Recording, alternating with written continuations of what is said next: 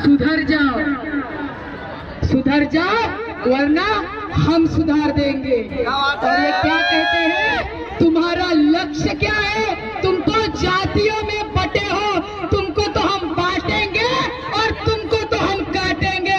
अरे सुन लो जिहादी कुत्तों, ना हम बटेंगे ना हम कटेंगे। अब हम काटेंगे और तुम्हारे घर में घुस के काटेंगे।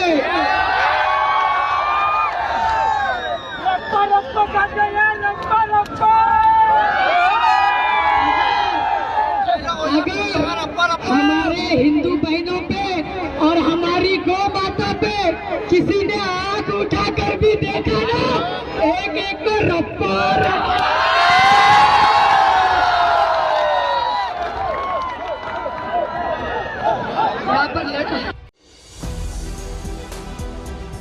नमस्कार, मैं हूं संजीव श्रीवास्तव। आप देख रहे हैं 4PM न्यूज नेटवर्क।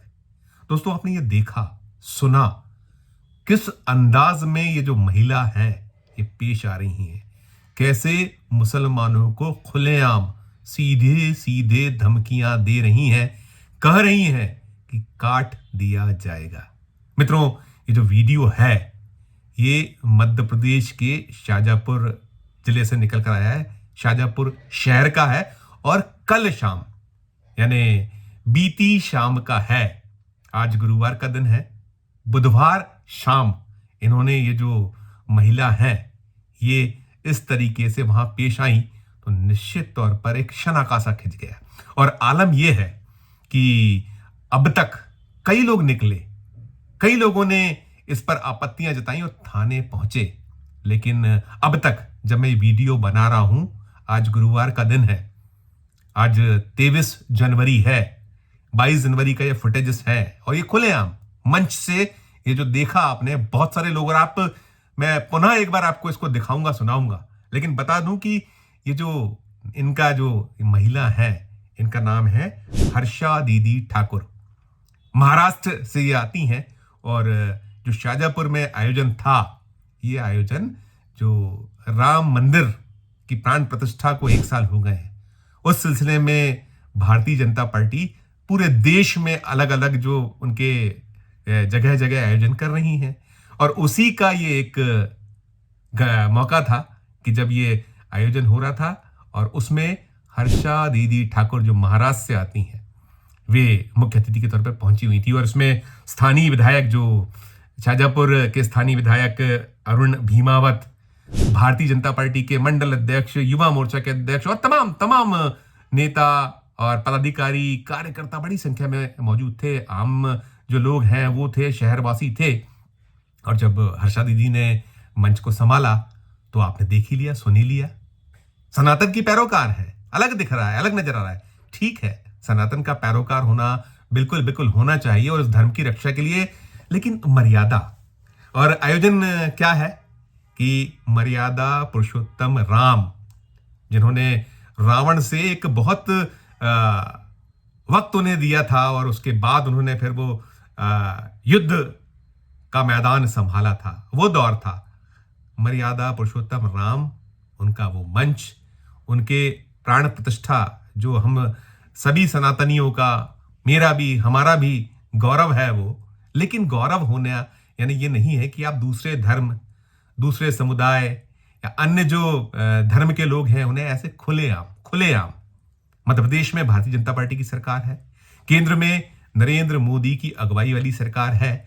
और अब चूंकि प्रधानमंत्री ही जब कहते हैं कि कपड़े के रंगों से पहचान लिया करता हूं, मुसलमान भैंस खोल ले जाएंगे, मुसलमान मंगलसूत्र छीन ले जाएंगे, और उनके बाकी जो मुख्यमंत्री गणों को भी हमने सुना हुआ है कि मध्य प्रदेश के मुख्यमंत्री क्या कुछ कहते हैं, या उत्तर प्रदेश के मुख्यमंत्री तो साफ साफ कहते हैं बटोगे तो कटोगे, और वही कुछ तो भाषा बोल रही है। ऐसा लग रहा है उनसे 2 कदम 4 कदम आगे हैं वो। मैंने कहा ना कि आपको जो धर्म है उसकी रक्षा कीजिए, आप सनातन का जो झंडा है उसको फहराइए, लहराइए, और कोई रोकने वाला नहीं है। संविधान ने सबको अधिकार दिए हुए हैं, किसी भी धर्म का हो, किसी भी समुदाय का हो, किसी भी जाति का हो। लेकिन ये सब कहना, सुनिए एक बार फिर से कि वो किस तरीके से हर्षा दीदी ठाकुर जो महाराष्ट्र से आती हैं, मध्य प्रदेश आई थी, शाहजहाँपुर राम मंदिर के जो प्राण प्रतिष्ठा को 1 साल हो गया है, तो उस सिलसिले में आयोजन था शाहजहाँपुर में। भारतीय जनता पार्टी और अन्य जो उसके अनुषांगिक संगठन है उसके तमाम पदाधिकारी वहाँ हैं, मौजूद है, जनता मौजूद है, और बगल में खड़े हुए कैसे खीसे निपोर रहे हैं। शर्म आती है देखकर कि ये मोदी और शाह की जो भाजपा है क्या फैला रहे हैं। सुनिए एक बार और हर्षा दीदी ठाकुर को।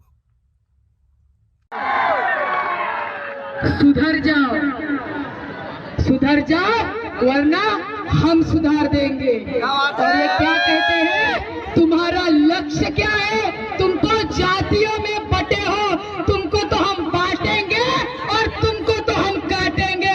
अरे सुन लो जिहादी कुत्तों, ना हम बटेंगे ना हम कटेंगे। अब हम काटेंगे और तुम्हारे घर में घुस के काटेंगे।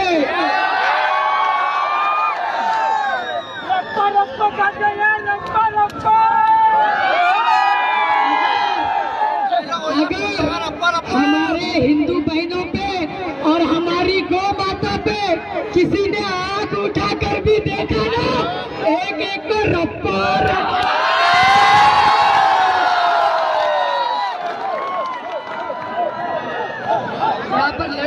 सुना आपने। अब एक और दिलचस्प इसी से जुड़ा मसला मामला बताता हूं कि इसी जो ये शाहजहाँपुर है शहर जहां ये हर्षा दीदी ठाकुर जहर उगल रही थी, मुकदमा मामला कायम नहीं हुआ है, कोशिशें की गई हैं वहां, जो निकल कर आया है हमें जो बताया गया है कि थाने पहुंचे थे, लेकिन ना तो पुलिस की हिम्मत हो पाई, ना प्रशासन उसमें चेत पाया, जाग पाया।